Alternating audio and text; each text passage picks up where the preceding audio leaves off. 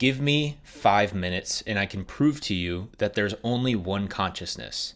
And that's the exact problem, right? We have some experiences that show us things we couldn't possibly have fathomed before, like that there is one consciousness. And then the mind tries to explain it and you can't understand it, and so you need a proof. So that's what I'm going to address here.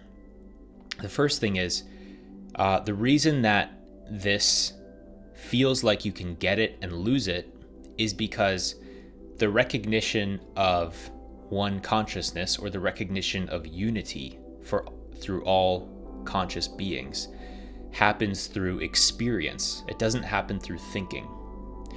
Because the consciousness, if there's only one of them, it means it doesn't have a boundary around you or me. And you can't think of anything without a boundary. It just doesn't make sense. For example, this camera lens, which is usually on this camera, has a very clear circular boundary to it that can be very well described. But the moment you try to think of something without a boundary, try to think of a lens cap with no boundary in any direction. Or try to think of the entire timeline, like something starts on Tuesday and ends on Wednesday, you can think about. But take away the Wednesday and move the time infinitely forward, and then take away the Tuesday and move the time infinitely backward. You kind of like lose your reference point. It's because the limitation of thinking is that it thinks by division. It thinks by boundary. That's what thinking does. It's an assertion of a boundary. That's why you can look at a water bottle, for example, and say, that's why you can look at a water bottle and say, that's a water bottle, because you look at the boundary around the water bottle. And then you can look closer and you can draw a new boundary and say, that's the cap of the water bottle.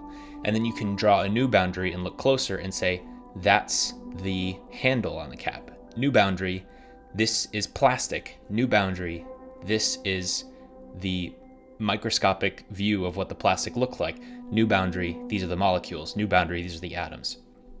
But if you try to go from that side towards consciousness, you will never be able to explain why there's one consciousness. It just will not ever make sense, never, no matter how hard you think about it.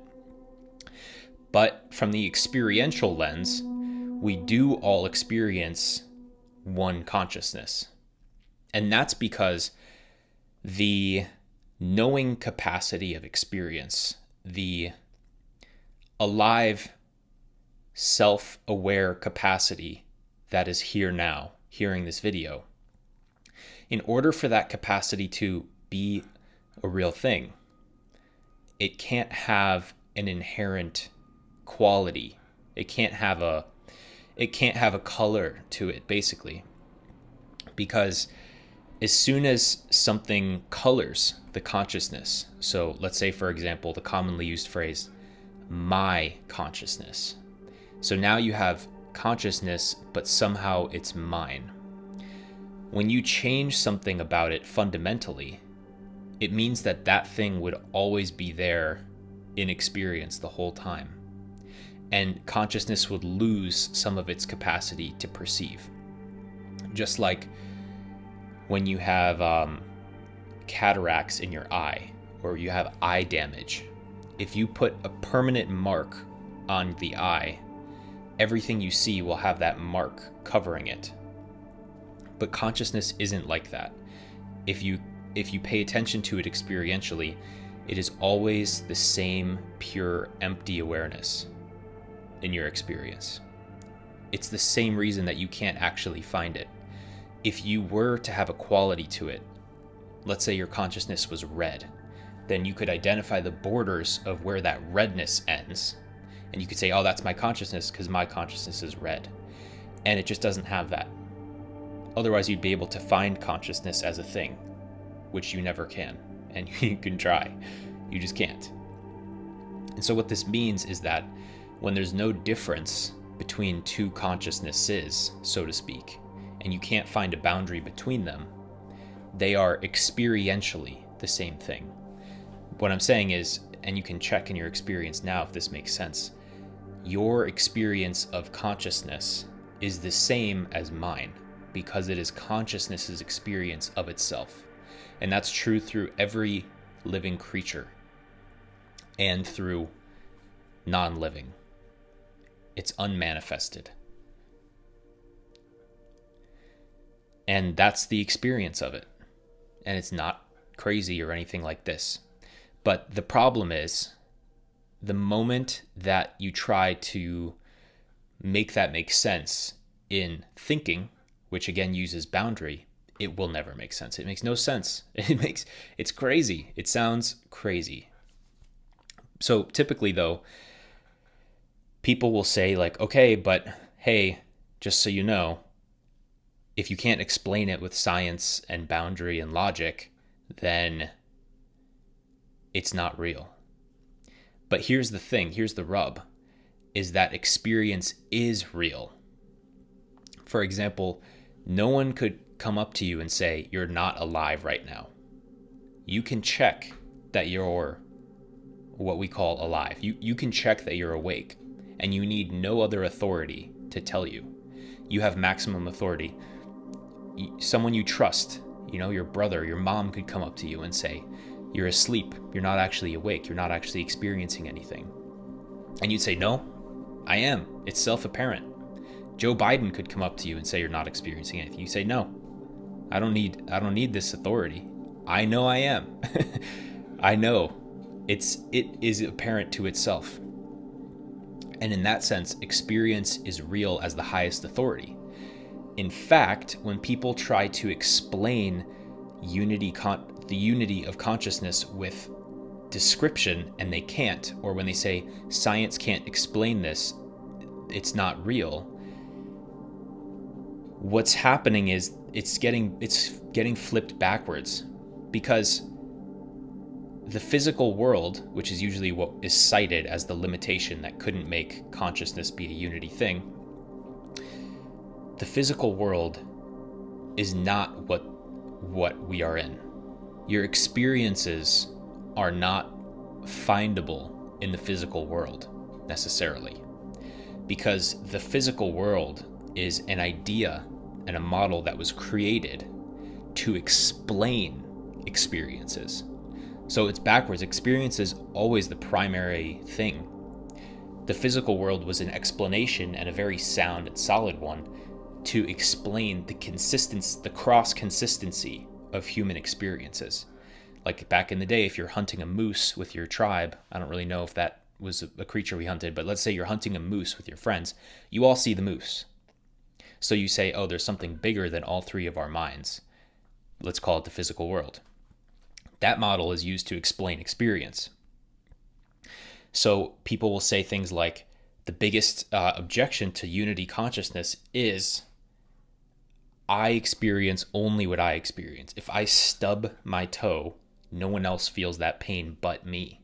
So because of that, there must be a boundary somewhere in my consciousness. And what that turns out to be is a limitation of your own mind. It's not a limitation of the substance or the fabric that your experience is made of. That substance, that fabric, is the literal same substance on this side of the screen and that side of the screen. The thing that makes up your experience of your waking world is the same thing that makes up your experience of the dreamed world. If you remove consciousness, both of those worlds disappear, experientially speaking, which experience is real again. And so to explain this thing where when you stub your toe, no one else feels it, somehow consciousness can develop a mind which self-contains experiences. The belief is, if consciousness were one unified thing, then every single person, every single experience happening at all times would be registered next to each other. But it's just not true. And how does consciousness form into a creature that has an apparent boundary outside of it, that only that creature experiences those things? I have no idea. That's the hard problem of consciousness, and I have absolutely no idea how that happens. However, the subjectivity with which the experience is known, because it is so empty of any quality, it has to be the same across anyone, and that is experienced at all times, at all moments. At this one moment, you're experiencing that subjectivity now, or rather that subjectivity is experiencing everything in every mind, everywhere. And it's so qualityless and it's so its own dimension that it's not limited in a spatial dimension. You can't find a boundary of consciousness in space. I've tried, you can try. It's not limited in a time dimension. You can never find the experience of the end of consciousness in time. You can't find it experientially, at least.